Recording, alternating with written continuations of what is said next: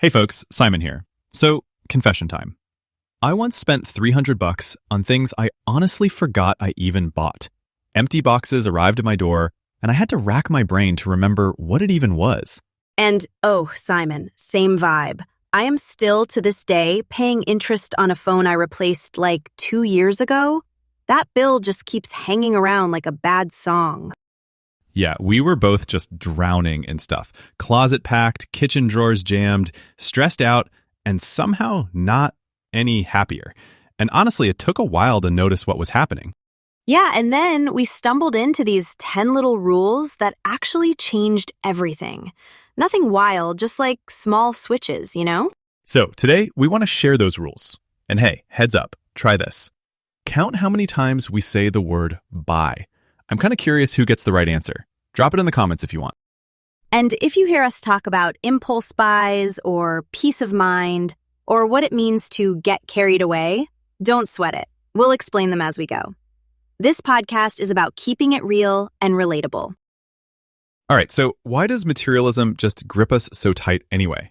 Like, why do we end up in buy more mode, even when we kinda know better? Can I be real? Honestly, it's not like it's hard to understand on paper. Just don't buy stuff, right? But in practice, sometimes you feel like you're treading water in a tidal wave of buy, buy, buy. Exactly. But I think if we break it down, there are, two things that make materialism feel so sticky? First, it's the novelty. Our brains legit love new stuff.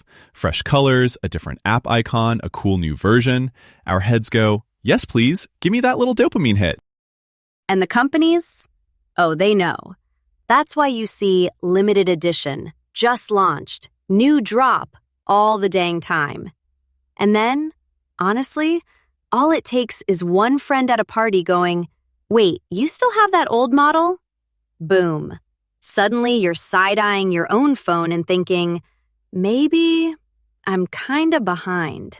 Little comment, but man, it spirals. Like, next week, I had a shiny new phone and $800 less in the old bank account. It's not that we're gullible, it's just that's how our brain works. We fall for the excitement. Even when we know, we get carried away. Get carried away means you lose control because you got too hyped. It happens to the best of us. Yeah, and then there's all that keeping up with the Joneses thing. Social media, friends, coworkers, even total strangers online. Suddenly, it doesn't even feel like a choice. You're just trying to catch up. And here's the sneaky part. Reason 2, hidden costs. You see the big red sale price, but your brain totally ignores the future. The time you'll spend organizing, the energy you'll waste moving stuff around, the space it'll fill, the stress it'll cause. And don't even get me started on mental clutter. One t-shirt here, one gadget there. No big deal, right? But add that up, you'd be shocked. Add up just means, all those little things turn into a big number, fast. And it's not just stuff. It's the background noise in your mind, too.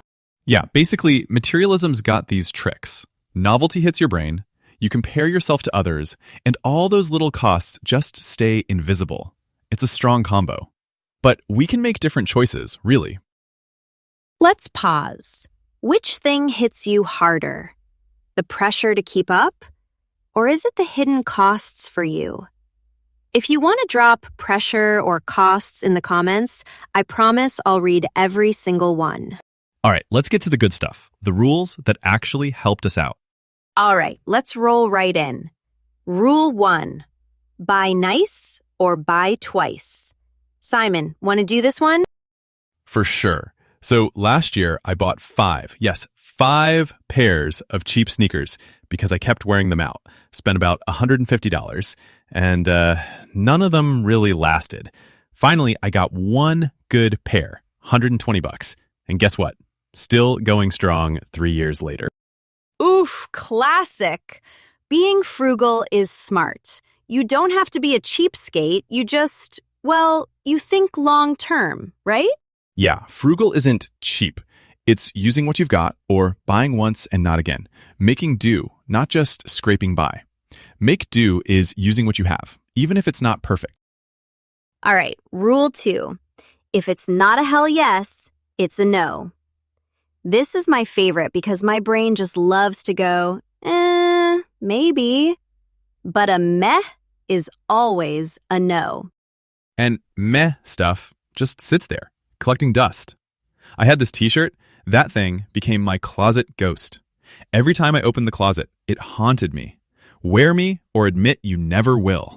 Yeah, so now before I buy anything, I'm like, am I actually excited, or am I bored, sad, or just copycatting someone else? A kind no saves future you a headache. Rule 3. Declutter before you organize. I used to think buying cute bins would solve my life. Spoiler alert, it doesn't. If you organize clutter, you just have organized clutter in cuter containers. Totally. I did this with charging cables.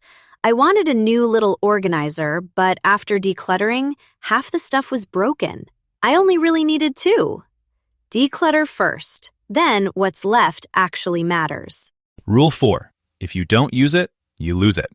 Don't be brutal. Just check your stuff from time to time. Life changes, right? I had, maybe 100 lipsticks. Not proud of that. Bought some for special days, and, well, special days never showed up. Most of them just sat there and expired, making me feel weirdly guilty.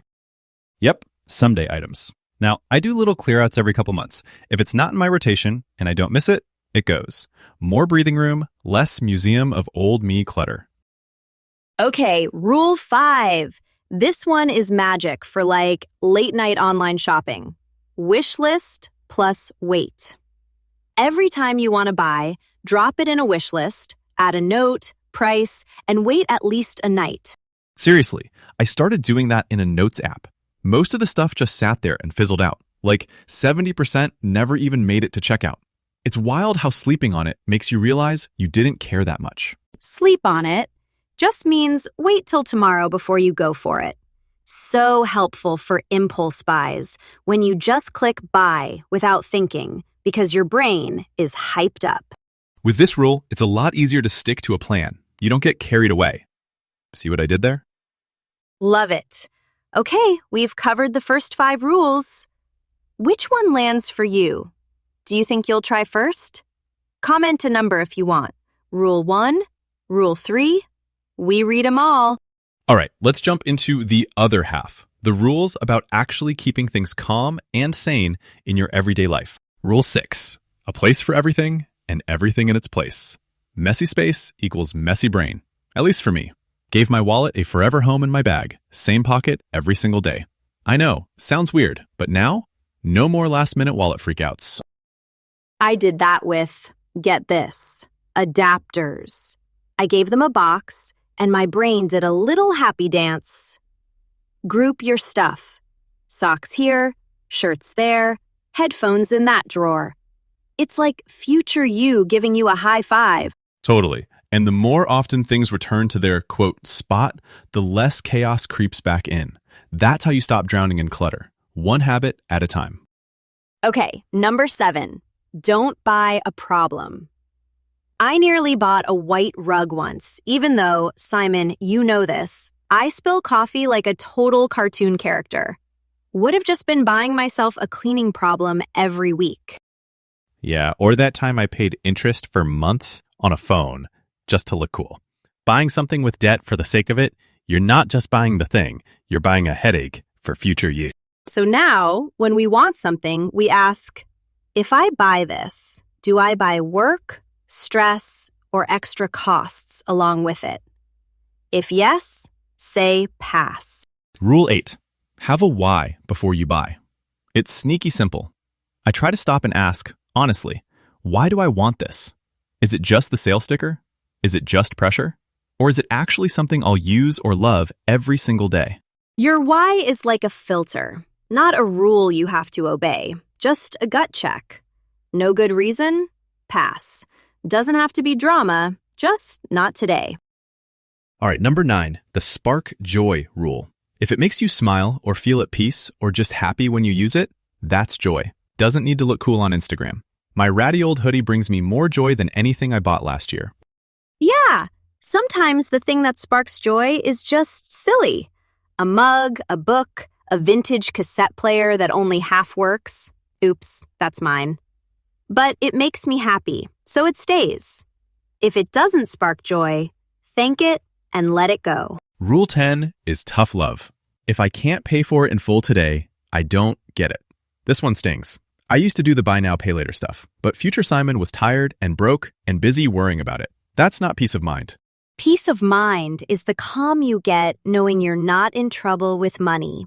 Now I save up for things. Or, honestly, by the time I have the cash, half the time I just don't want the thing anymore. You win either way. None of these rules are about being perfect. It's about trading all the little daily stresses for a bit more peace. Minimalism really is about clear space and calm, not just less stuff. All right, we've spilled all of our 10 rules. You don't have to do them all, but even one can transform your year. Before you go, ask yourself, am I buying peace or am I buying a problem?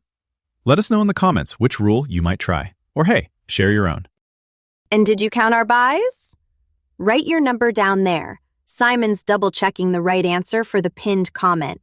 No pressure, but bragging rights are cool. All right, that's all for today. Zia, as always, thank you for keeping things real and for saving me from endless cable organizers. Ha! Back at you, Simon. All right, everyone. Thanks so much for hanging out. Hit subscribe if you want to hear our next chat about the 5 things we stopped buying that totally changed our lives. See you in the next episode. Take care, everyone. Remember, small steps, big difference.